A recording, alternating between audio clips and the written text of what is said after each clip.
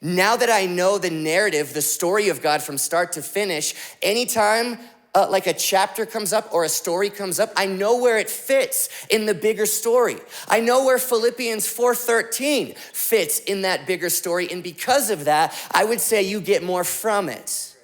The more the story of God gets in you, the more the words of God start to mean to you. Tithe your time. I would say every morning, tithe your time until you read the Bible from cover to cover. The ball's in your court. That's my challenge, because God is always here. It's us who aren't, because we're distracted. How many know you can be here but not be here? You might be experiencing that right now, right? Distractions even vibrating in your pocket. But God is ready to meet you exactly where you are today. That's the best thing. One of the best things about God, I feel like I'm supposed to say, there's somebody in here who just thinks you have to get back to God.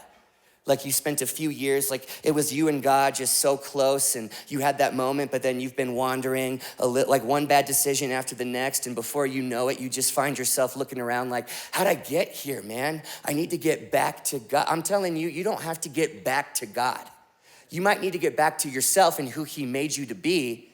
But that's the beautiful, you don't gotta journey back to him. The beautiful thing is you turn around, he's just, there he is.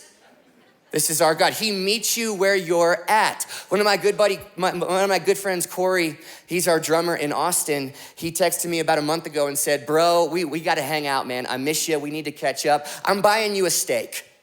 How many of you are like, I need a friend like that? Who's this guy? And I said, dude, I'm in. Let's do it. And I said, tell me where to meet you. And he said, I'll come to you. And he drove to me and he bought dinner. It's just the kind of guy that he is. I was like, Here's what I realized. That's what God wants to do for me every second of every day, literally. Hey, where are you? Can I meet you right there? Hey, you got 30 minutes this morning? Hey, you got 2 minutes before you get out of this car and go into that meeting? Can I meet you? I'll come to wherever you are. I'm everywhere all the time. Can I meet you? Are you anxious? Are you depressed? Are you suicidal? I will meet you there. Can I come to you? Are you in a season of celebration? I'll come to you. I'll meet you there. Are you walking through? Are you mourning in a hospital room? Can I meet you there? Can I come just be with you there? I'll meet you where you're at. The same verse that ministers to somebody on a mountaintop is the same verse that'll visit you in the valley. It's like Philippians 4:13 will come to you. Maybe you're in a season where you're stepping out in faith because you're starting that new company, you're moving across the country. You've been feeling this and it's like it's time to do it. It's time to take this leap into the unknown with God. I'm telling you, Philippians 4:13 will meet you right smack in the middle of that. You can do that through Christ who strengthens you. You can do all things that he's purposed you to do according to the greater purpose he has on your life. And by the way, you are part of a bigger story and a bigger purpose, made specifically, designed uniquely to play a very unique role. There's only one of you. And by the way, the God of the universe is also going to be strengthening you the whole time. You can. Philippians 4:13 will meet you on the mountain. Or maybe, how about this? Hey, Apostle Paul, are you in prison?